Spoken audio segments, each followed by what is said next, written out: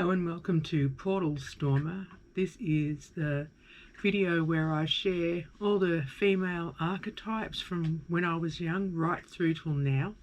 I will apologise if you can hear some crunching in the back. That's my cat Forrest doing that, and we have a few strays that we have taken in, some rescues, so I apologise, but I can't stop them. It's just one of those things. But anyway, to start with, I wanted to talk about my childhood icons, and the first one, of course, is Wednesday. I remember watching the Addams Family when I was a kid, and I just loved the fact that she lived in a family who was obviously different, who were obviously trying to be themselves but also fitting into a normal society. As a kid, I really enjoyed that show for that reason, but she herself, who was trying so hard to fit in, she had the doll, I think it was Marie Antoinette or whatever, without the head, not to mention her mother, who's an honourable mention for me, Morticia, just that goth side. But I just loved Wednesday. I loved the idea that she lived in a household where there was a lot of different people from different parts of the family, and also some crazy characters. But another one I really identified when I was a kid was Penny from Lost in Space. I think it's Angela Cartwright. Her character in the story, she was often overlooked for her more beautiful older sister, but she got into a lot of adventures. Penny, I felt I really strongly identified with her because it seemed like she hadn't yet grown up, but she was expected to be a certain, almost like an adult. And she had the little chimp with her, Judy, I think its name was. Oh no, that might have been another show. But anyway, I really identified with Penny. The idea of being out there in space seemed a lot better than where I was at the time, having adventures and being with people who seemed to love you, even though there were some crazy storylines. My favourite, of course, being the one when she was trapped in the mirror. I've talked about that in another video where I cover what mirrors can be used for, the magic and mystery of mirrors and so on. But another childhood icon was the Flying Nun. As much as she was more a grown-up, but she was still sort of like that halfway mark. Sally Field played, I think it was Sister Petrillo or something. But what I loved about her, she was able to escape with her being so light, and with the aerodynamics of her habit. Oh no, that's the clothes. I forget what they call the hat. Geez, see, this is age. But anyway, I just loved her, the idea she could just go places. A lot of my fantasies and daydreams when I'd stare out the window when I was a kid, or dreams, were about flying. And it's funny how it was often about escaping, being able to, whether it was running away from monsters or whatever. But just with her, the idea as a kid, just that escapism. I think all of us do develop appreciation for characters who are obviously acting out the things we wish we could do. And that continues on and into adulthood, doesn't it? Another group of women who I wanted to talk about were the mother figures. And when I say that, I mean as a kid, having been separated from my mother when I was around 5, we went to live with my grandmother with my father, and I missed her a lot. Didn't know until years later, when I was 9, when we went back to live with her, that not only the narcissism but also the alcoholism. But so therefore I would often yearn for a mother figure, especially years later when we did live with Mum. Someone who was soft, understanding, reliable, consistent, not scary, not vicious, not violent, not sarcastic, not embarrassing you in front of other people. And one of them, of course, was the nanny and the professor, Juliet Mills. She just had a very gentle style, but there was also some magic to her. That was a really cool show, actually. And of course, the Bionic Woman, Lindsay Wagner. The idea that she was powerful, she could run really fast, she could hear really well, but also because she was a strong female that seemed to have the characteristics that my mother liked to pretend or project that she was, but of course the weakness was driving that projection so different. And so, some things that I'm still figuring out to try to figure out why she was the way she was. Although with narcissism it's like, what are you trying to figure out? That tells you everything. She was a human being as well, and a soul.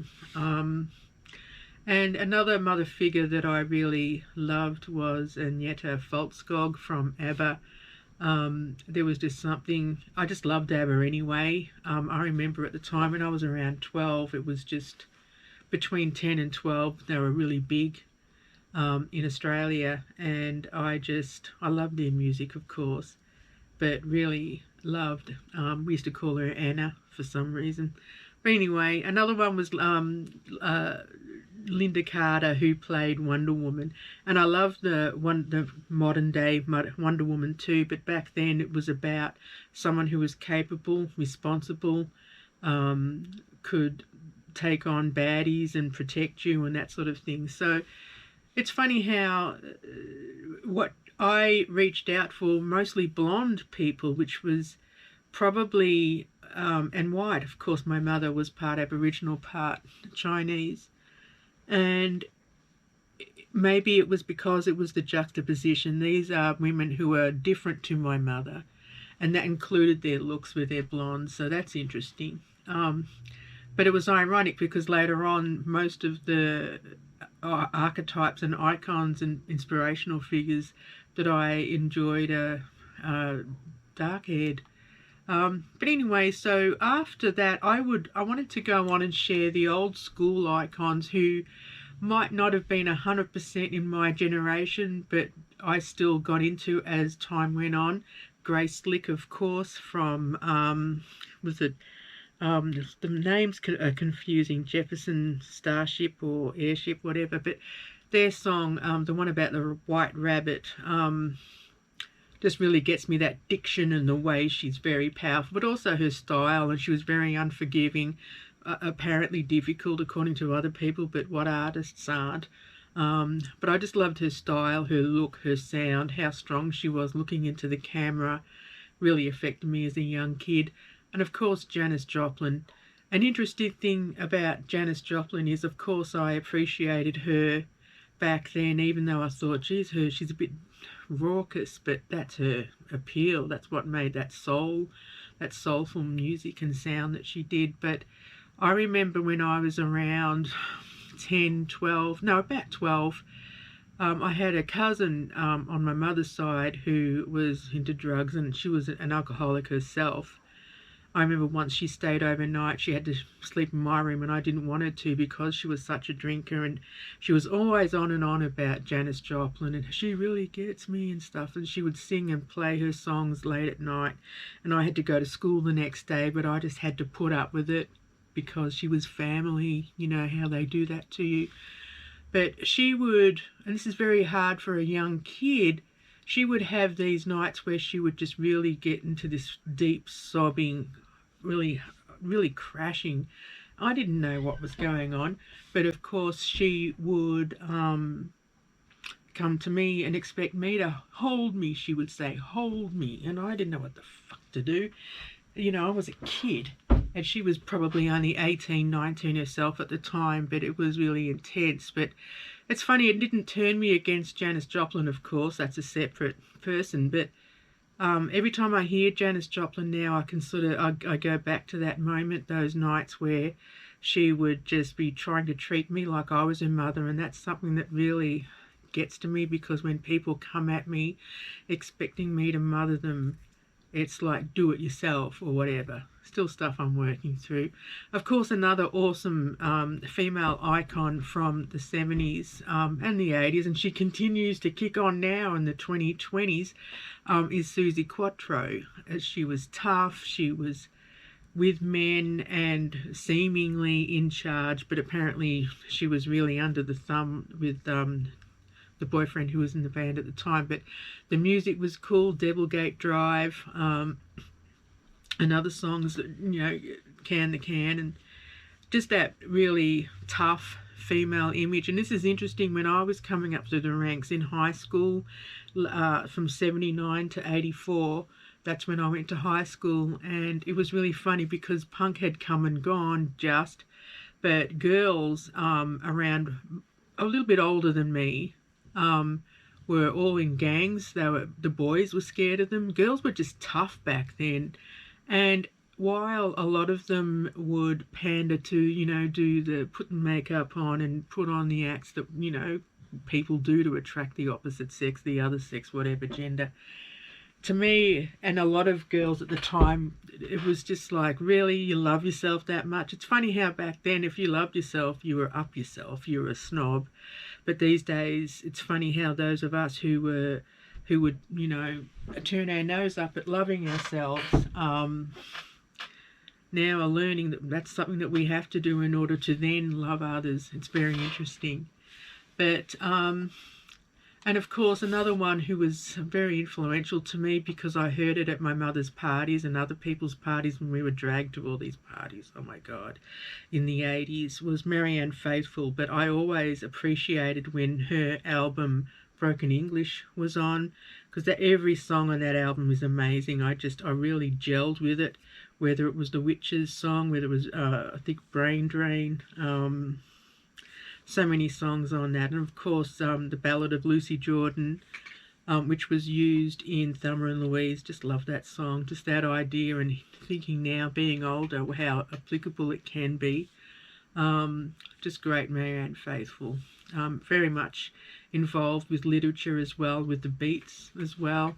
But going on, I wanted to, before I go on to the ones who really were influential for me, I wanted to talk about the ones who were outside the box. And when I say that, I mean artists that I might not have normally gravitated to, but just hooked into me. My baseline is metal. I'm a metalhead from way back, but my favourite band is Tool, and they're considered more progressive, more prog rock.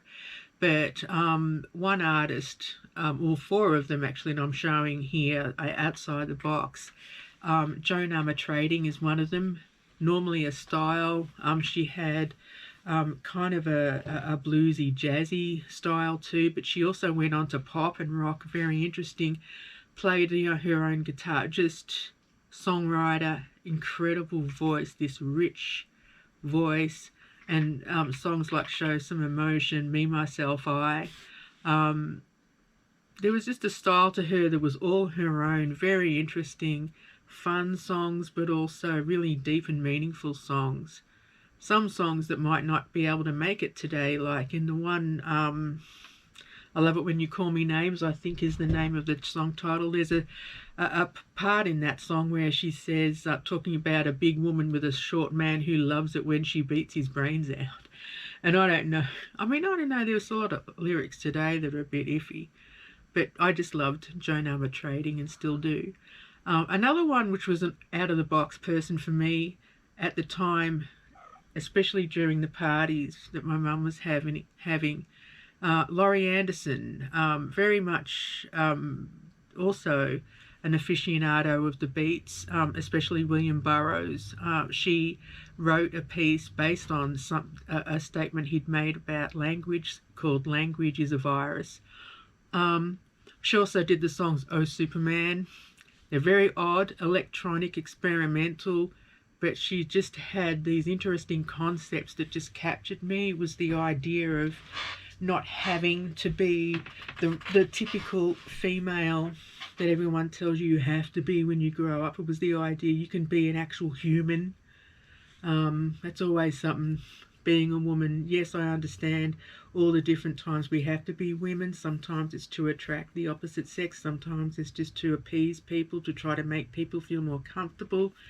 But other times it's like, can I just drop that and be a human? You know, I'm sure men feel the same thing, and everyone in between. Ricky Lee Jones was another one who was outside the box for me, because she had a song, Chuck E's In Love, and it was a big hit at the time. It was actually apparently about Tom Waits. I'm not sure if that's true. Another one I love, but he's a man. But I'll talk about male icons in another video, I suppose. I don't know. But anyway, Rickie Lee Jones, that whole album of hers she put out with that song, Chuck E's In Love, there was a song on there that really haunted me and still does to this day, which is called Skeletons. And it's sort of like reminiscent of your history, family, regrets, memories. It's just really a sweet, interesting song. And another one, of course, which I really shouldn't say outside the box, because I really, really adore Grace Jones. Her spirit, whether she was in movies, I loved her in Conan the Destroyer, I think. No, it was the second one. I think it was the second one, Conan the Destroyer. But anyway, her songs, the music, that was something I was exposed to at the parties that my mum and other people had. But the songs like Walking in the Rain, Strangers, I've seen that face before, but also Slave to the Rhythm, Pull Up to the Bumper. She was just out there, another female who was just crushing it when it comes to the different paradigms. Am I female? Am I male? She was very big in France, and she was also famous for being with Dolph Lundgren. That was a really interesting period, but just loved her. It was the iconic way she presented herself, the fact where she would play with the masculine and feminine roles, but also her incredible voice and her style and just her attitude was just awesome.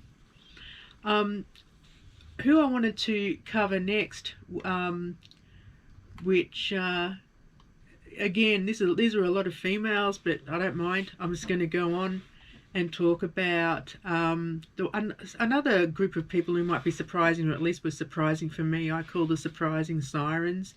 Sade, of course. I was probably in my late teens when she came out with Isn't It a Crime? Oh, Is It a Crime? That was the name of the song. And she also, of course, had Smooth Operator and other songs, but just her style, the fact she was so sophisticated, so beautiful, and her voice was so silky and yet smoky at the same time. She just had it together. She just, that, to me, that representation of an actual grown-up, an actual grown woman, sophisticated woman who was intelligent, but also beautiful, and she was creative and talented and still is going. It's bloody awesome. Another one who was interesting was Françoise Hardy. Françoise, I think, Hardy. She was part of the Yeah Yeah singers back in the 60s, but she kept going through the 70s and 80s and 90s. She's still with us now. But back then it was her style, very the French, so the accent. She did some English speaking songs, but I remember Mum earlier, before the drinking started, playing her albums, and another French artist who I can't remember, but hearing those songs that had this sort of uplifting, but at the same time sort of a sad sort of lilting to it at times. Songs like If You Listen, which was in English, and Bound, Bound, Bound is another one which is sweet. But there's a lot of really interesting ones where you can hear breath in the background, where there was experimentation, but she just had a very unique sort of like ethereal style, but at the same time was sort of hip and happening, kind of had a mod sort of feel about her too. Later on, of course, in the 80s, I got someone else who I might have assumed was a strange one for me to choose, was Michelle Shocked. She had an album out, I think, was it called Anchorage? But she was a folksy but also an activist singer. She was somebody I might not have ever listened to, but I ended up dragging someone who said she really wanted to go, but I found out she lied. So I bought a ticket for someone who didn't want to go. I went and saw her in Melbourne live. And her father came along and played the fiddle, I think, on stage. It was a really great concert. But someone else, of course, is Patti Smith. Interesting thing about her writings and her life, and of course her interminglings with the Beat Generation, as well as getting Valley Myers tattoo a lightning bolt on her knee. And I've covered Valley Myers in a numerological profile on the channel if you want to check it out. But Patti Smith, interestingly enough, the only song I was ever interested in was Because the Night Is If that was it from the album Horses. That song still to this day is like a piece of me. I don't know, I can't explain it, but there was something about her passion, the way she spoke. I knew she was a poet, and it just felt literary and strong and punk rock and Beat Generation-ish, and it was just wonderful. I just loved Patti Smith, still do. What I'll do before I go on to Rock Chicks is talk about the otherworldly icons, because they were women who really formed me from my youth through teenage years and my 20s. To start with, of course, for me, number one for my youth was Kate Bush. I was obsessed with her probably from around 11 right through till probably 16, 17. I had posters all over my walls, as was the style at the time, plus on the ceiling. And I played her albums. My mum couldn't stand her because of the high-pitched voice, and she would always pick on her in front of me, making me feel bad, like my choices or my likes, the things I got into. If it was never aligned with what she liked, she would poo-poo it and stomp on it, especially when she was drunk.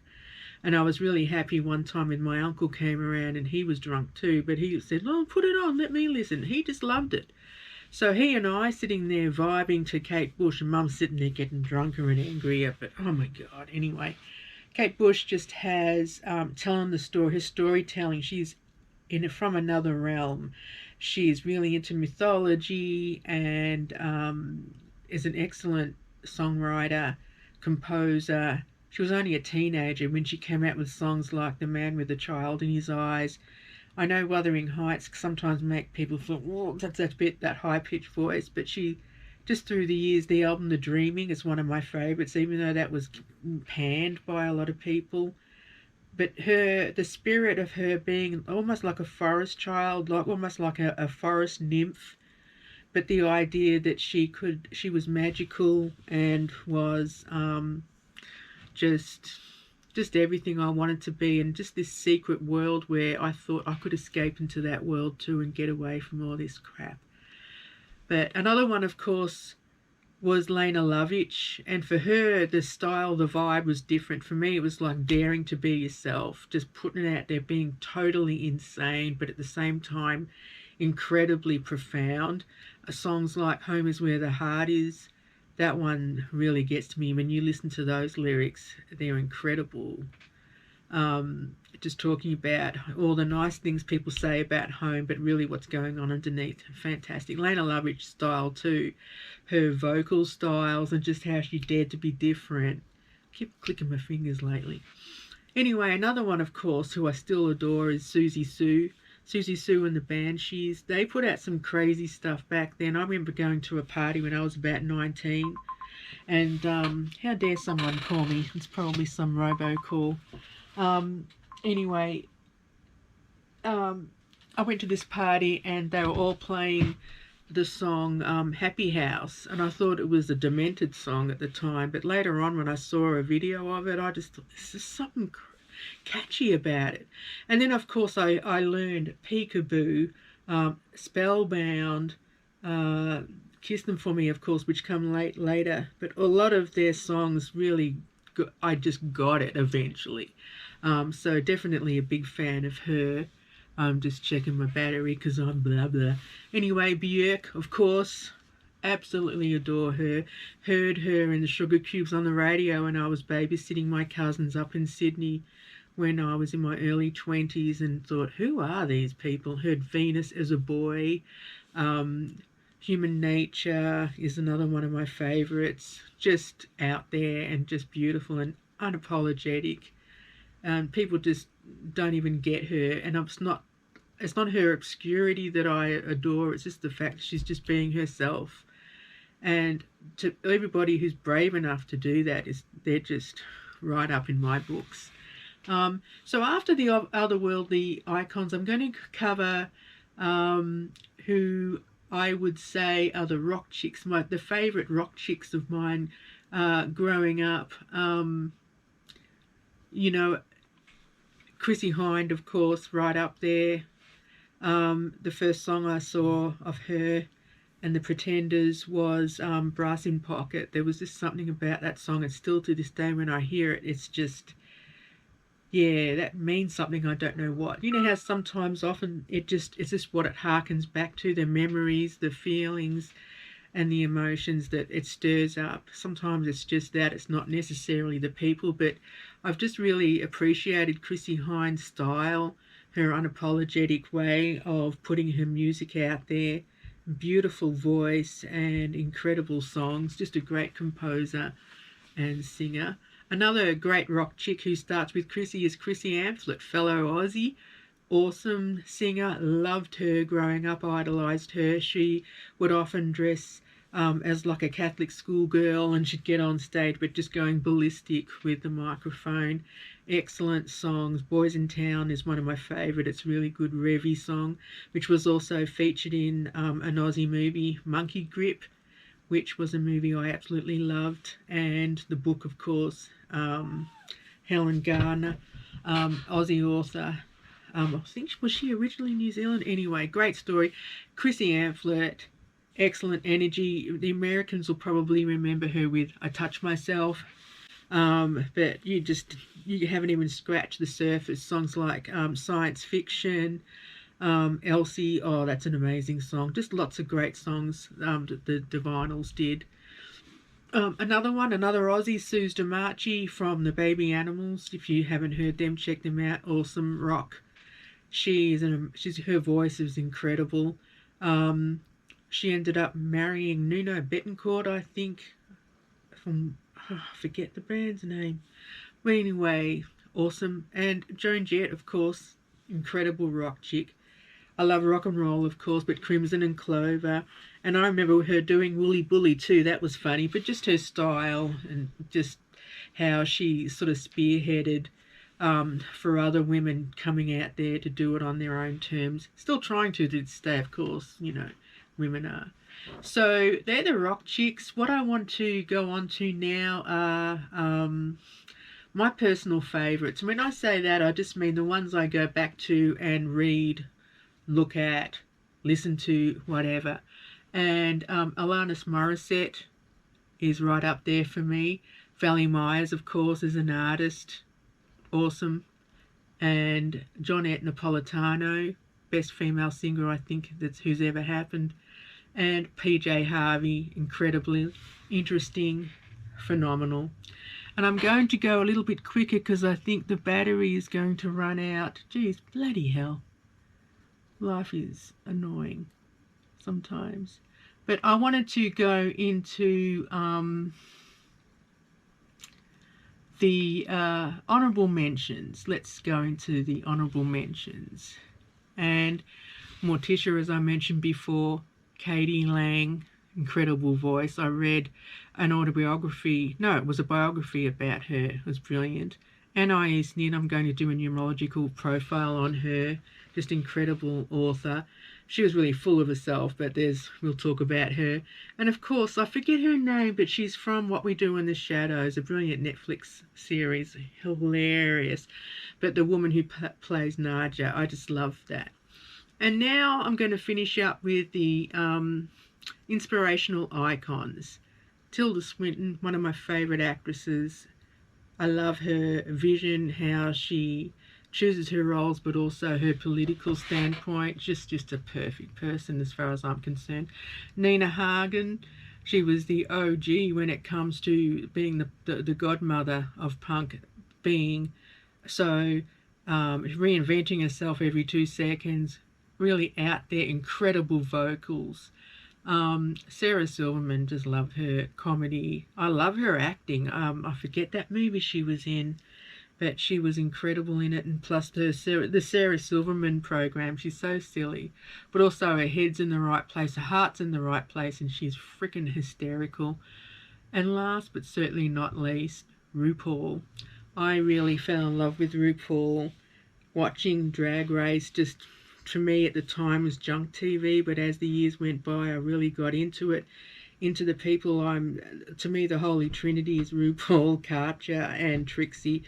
But just got to know the scene, learning about the culture. Not that I hadn't been immersed in it growing up, because I was, but RuPaul, just not just the beauty but the style, the perseverance, the getting through stuff in the face of really incredible adversity, and just being that shining light. But I think all these women were, not just for me but for other people out there. And I just wanted to share all this to show my alignment with certain female entities out there and how it's helped shape me. I haven't really explored that a lot yet and gone into phase 2 of that, but that's just my navel gazing. I just thought I'd present these here. But leave a comment if you resonate with any of these choices, if there's anyone who really stands out for you, or if there's someone maybe I didn't think of. But these were all just for me, the personal female icons that I feel fed into me and who I've become to a certain degree. And hopefully will continue to do so. Anyway, have a nice night.